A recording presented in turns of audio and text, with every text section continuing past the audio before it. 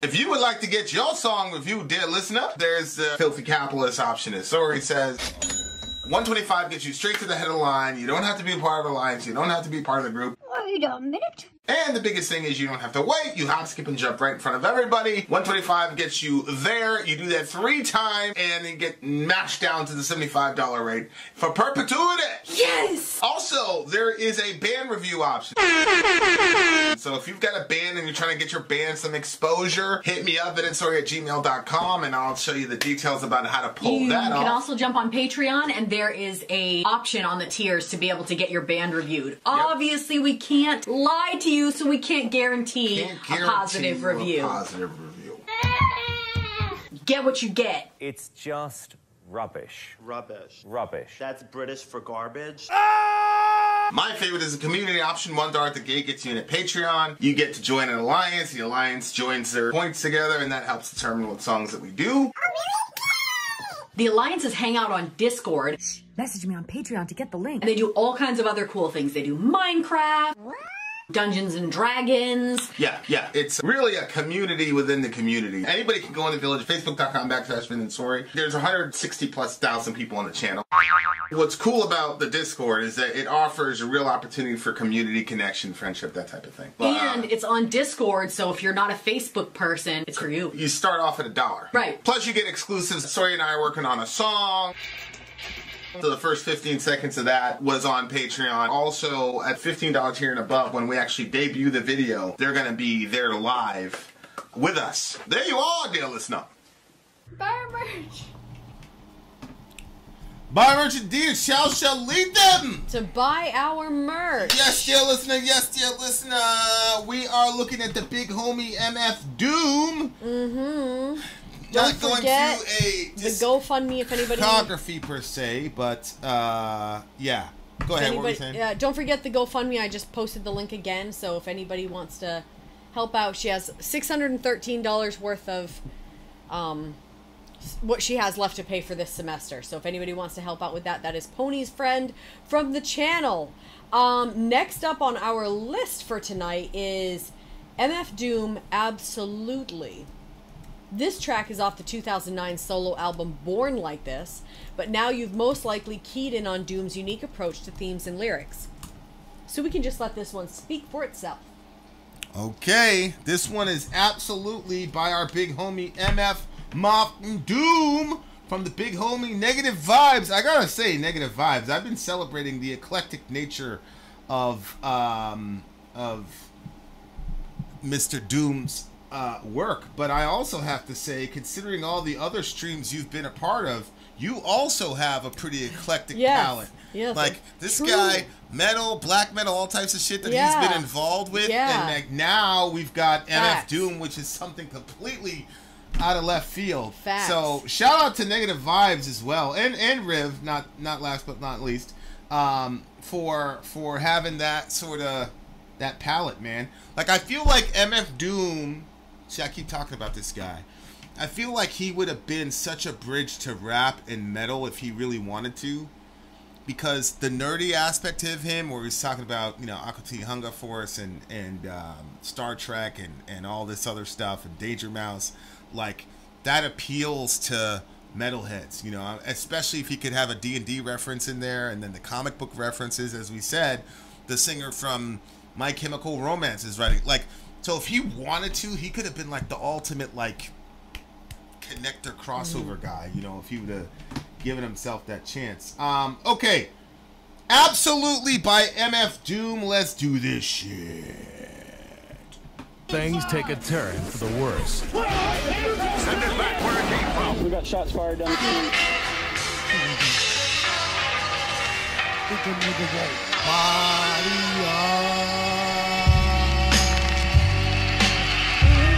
Rock steady.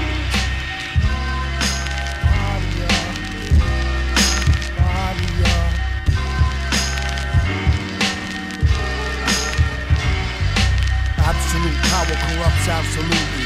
If they get the villain surrounded them. Good to the last, drop nigglets. Hood to the blast, pop them bigot ass piglets. Go for the bosses, dicks are higher. Beat walkers still get caught up in the crossfire. Get at the Sarge, he give the orders. The rest of them punks will quit the force and get slaughtered. Use stealth, play alleys, jet. We'd rather not alert them nosy fella rallies yet. Keep the local random cases in each state. Skate to the beaches for the season and be straight. You on call, keep your Nikes on tight, no white. Anybody tell, get lighted on sight. The ringers on a need-to-know basis. No persons, places, things, and no faces. Get bagged, you on your own, acted alone. Back home, your family be provided for while you're gone. It's a price on all snitches. If you nice, bring back eyes, fingers, toes, and pictures. Send copies to those who sing in the blues. Mothers and fathers who's unjustly accused. Our species is in danger. Wear gloves and strike in a city where you a stranger. Gotta let them fools know and send them a message, let them POWs go. Absolute power corrupts absolutely. Now you have your orders, do your duty. A new way to let the shot spray. A few drops a day, double espresso, DA latte. No smell nor taste, hardly traceable. Wait to waste a prosecutor paid to get the case pulled. Learn them a lesson for giving bros mad stresses. A long list of COs, names and addresses. A fake judge with many years on the bench and sent some good cats to the chair. Was aired in the trench. They say her tongue was teared out, smeared and drenched. The whole system scared and doubt and a fair stench. And she was tortured, some say post-mortem. The suspect took his own life before they caught him. It's real spooky like a real trife movie. Remember the part the Terminator killed Tukey. Absolute power corrupts absolutely. If they get the villain surrounded son to shed blood. Some will be shook and just look with their head in the mud. Red flood. Villain. It's one of the things we ran into the unknown. We couldn't get up the door pull as quick as we wanted to. And once we did finally pull the door and breach the interior door, there's a man trap inside of it. Basically that man trap is a cage. Before we run in, we're stuck in there and they can shoot us while we're stuck in a cage. Whoa, this is I've written a song like this, but I've never released it because I didn't want to encourage people to shoot police. You should send it to Negative Vibes. So I've never released that song because I was mad as hell when I wrote it. Mm-hmm. But this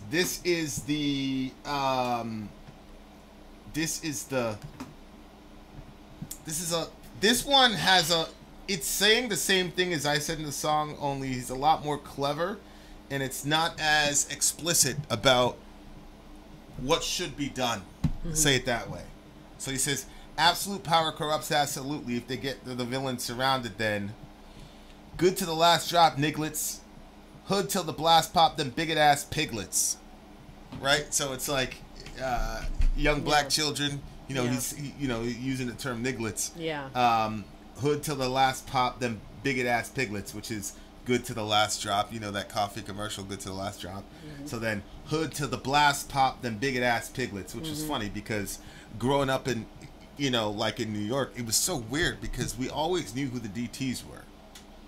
They'd show up in the hood. We never see them before. They'd always be in a Crown Vic or some dumb shit. It was always unmarked, and they're always sitting there. It's always two of them. So we... The hood OG at the time, Q, he sent me over. He said, go tell those two guys hi. And I was like, whatever, because, he was a hood OG. Well, I'm not gonna listen to him. I was on 170th Street in the Bronx. So I went over, rolled down the window, and they're like, what's up? And they had their hands in there. Of course, I didn't know that they had their hands on their firearms. I had no idea. Oh my gosh. I was just going to go say hi to them so I could get my 50 cents and get my 50 cents sold at the bodega. Because anytime he sent you to do something, you always got a little reward. Oh. So. How old were you? 8th grade, 9th grade. So I went over. Thing goes down. Guy's got his hand down. I was like, hey, how y'all doing? What's up? And they were like, they rounded up the thing, drove off. Right back at the same spot the next day, though. The exact same spot the next day. I was like, what the fuck? I didn't know who they were till like weeks later. My friend Marcus was like, yo, you see them DTs over there? I was like, what? I was not street smart at all. Like, now, after years and years, like, it's learned behavior. Oh, yeah. But at the time, I wasn't street smart at all. Yeah. So I didn't know what was going on. Like, oh, these two, like, they were probably, like, oh, they're white, so they probably didn't want to be in the hood. Like, he's like, yeah, but how do you think they got there? You think they got lost, nigga? They ended up at 170th. They got lost. Yeah. They drove by Plimpton Park and all this shit to chill out here. It turns out though that you know, Q and them boys, they were looking for them for weapons smuggling or some shit like that, because they had shot somebody, and wow, he was named as the whatever and all, and that's why you could never, to this day I don't know what his name is. So like you say government name, when you say government name, that means like your actual name that's on your social security card. I never knew that guy's name, not once. Somebody called him something and they was like, yo, he's like, yo, using my government, yo, chill. So I never knew the guy's name. But yeah. And it was it was one of those things where when they said it, you didn't process it fast enough. I didn't process it. I was like, yo, I was like, who's that? And he's like, yo, chill. So I never knew the guy's name. We lived around him the entire time. Well, you when you showed up to my house, you went by one name, and then there was another time you went by another name, and I heard, well, your wife at the time, she called you one name. Yeah. And I remember after, I was like, yo, I didn't process that fast enough. What was that other name? Yeah. Yeah, and it's so funny. It's like people like, they'll mess me, so they'll use this name. They're like, ha ha. Like, oh. I know something. I'm like, okay, all right. You're so brilliant. I didn't actually see the value. I mean, I didn't see the value of that until later when I was going through courses or whatever, and they were talking about names and shit and like not reacting to names and all this. Like, it's a very deep process, and like I was like, yo, that guy was doing the certain methodology of like, and he was doing that. It was unbelievable. He's a street guy. But anyway, wow. Good to the last drop, Niglets. Bye, JLB. Hood till the blast pop them bigot ass piglets. Go for the bosses, dicks are higher. Beat walkers till get caught up in the crossfire. Beat walkers, you know, like they talk about a beat cop. Walker? You know, like a beat cop, like he's on the beat. That just means like you're an entry-level street cop. Okay. Okay, so it says, go for the bosses, dicks are higher. Beat walkers still get caught in the crossfire. Get at the Sarge, he gives the orders. The rest of them punks will quit and force or get slaughtered. So, like, this is like a whole, we're turning against law enforcement. We're not going after the regular beat cop. We want the sergeant and the rest of them. And we're gonna kill so many of these people that they're either gonna quit or get slaughtered. Like, we're gonna put them in a situation where we have more guns than them. Which, by the way, is how the Second Amendment was supposed to work. Like, all these people talk about the Second Amendment.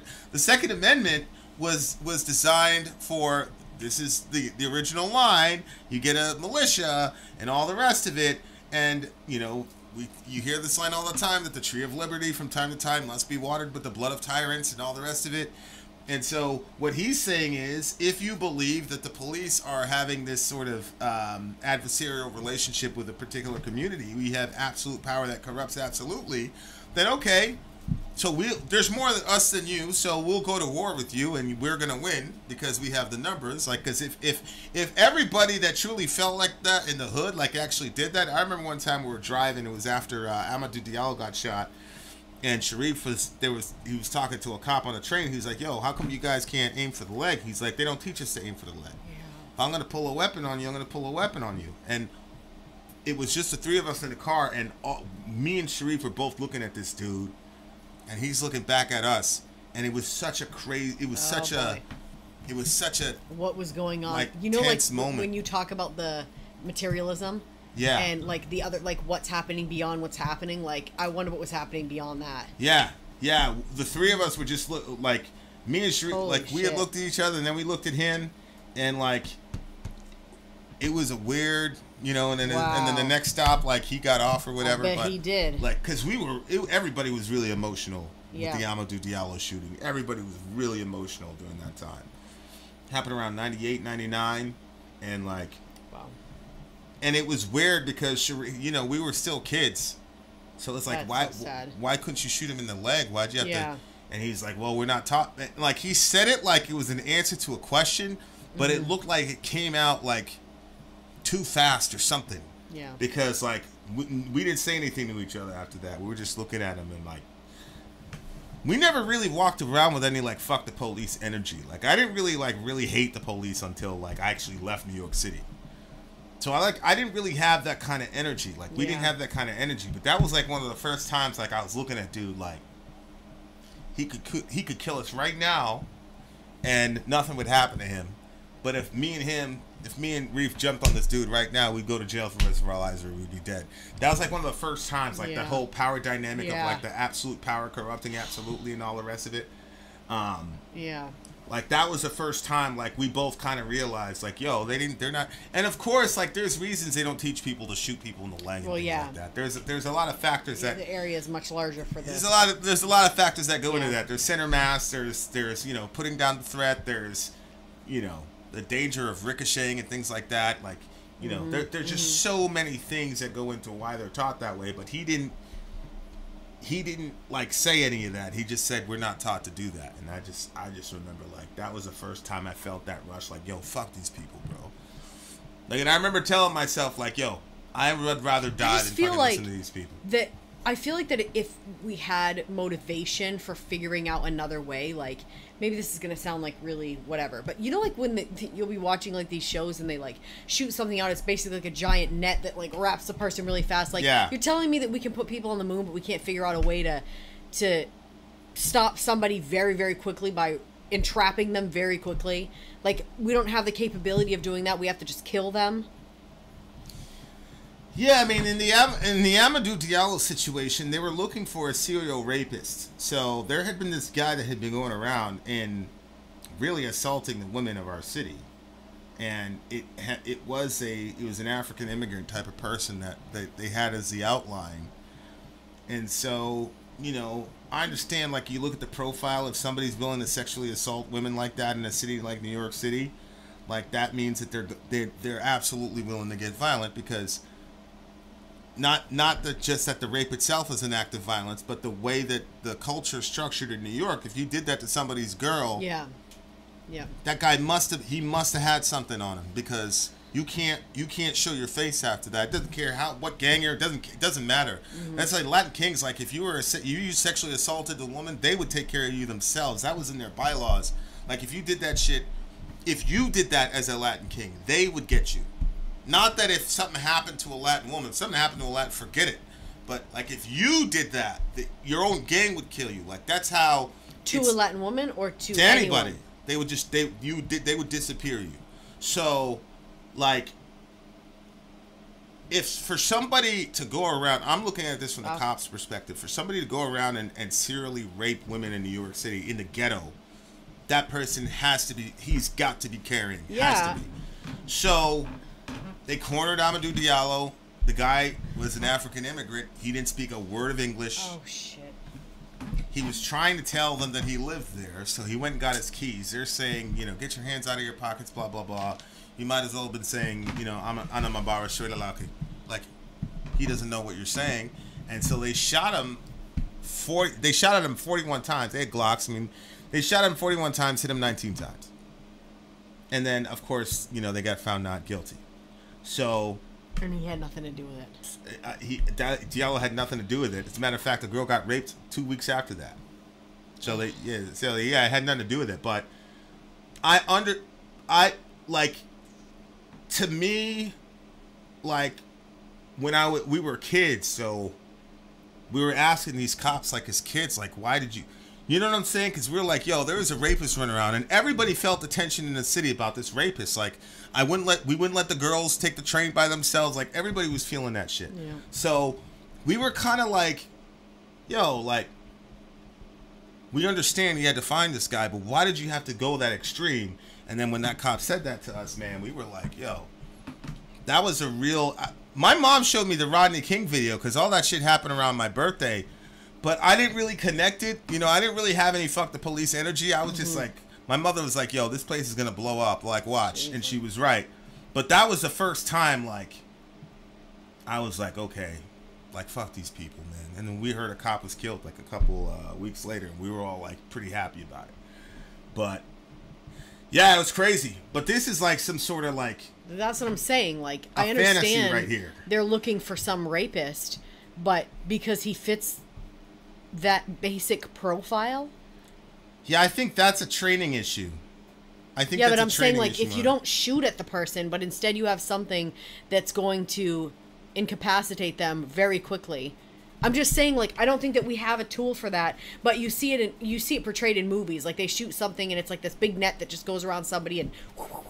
You know what I mean? You're saying we can send people to the moon and we can create stuff that can kill all of us on the planet, but we can't figure that out? Like, I feel like that we're just not, if we don't have the capability to do that, we're not trying very hard to find that. No, I agree. With the leaps of technology that we have, if we truly wanted to have, if we really truly wanted to have non-lethal ways of handling shit, I think we could have. And I think you're right. We don't have the motivation to do that. But so sick. But see, that's what people didn't realize. Like, down in the hood, like, the cops had... Michelle's pregnant. Yay! What? Hey, Vin and Sori. So my husband and I got some surprising news today. I hadn't been feeling well and I noticed I was late. My doctor confirmed it today. I am pregnant again, my loves. Oh! Hey, blessed be the fruit! Especially after after kids. Shout out to Michelle. That is great. Congratulations. I love that. Okay, so yeah, so this is kind of like a fantasy of like killing the cops and basically getting away with it, because he says, to the rest of the punks, quit the force to get slaughtered, use stealth, play alleys, jet. We'd rather not alert them nosy federales yet. So jet means like run. Keep the local random cases in each state, escape the beaches for the season and be straight. Call up on your nightstand, yada yada yada. So it's like you're doing all this like stuff against the cops, you're killing the sergeants, yada yada yada, you're ending the police force, and then you go on the beach and chill. Like, that's a fantasy, that's not gonna happen. But he probably wrote that after, you know, probably another Sean Bell or whatever the situation. Like, I know a couple rappers, and like others have done it too. They've written songs about like hurting police, and like I said, I've written about 2, and I love them, but I'll never release them. Yeah. One of them is like so hyped and whatever. It's like, yeah, it's not a good idea. All right, this is my favorite song so far. 9.7. 9.7. 9.2. 9.2. Shout out to M Death Fan. Gang, gang, gang. We shall return, dear listener. More MF Mob Doom.